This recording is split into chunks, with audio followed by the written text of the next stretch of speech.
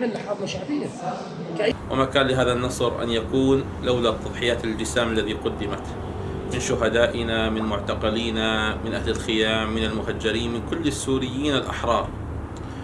والآن بإذن الله عز وجل بدأت عملية البناء، بدأت معركة البناء، فنسأل الله عز وجل أن تثمر خيرا.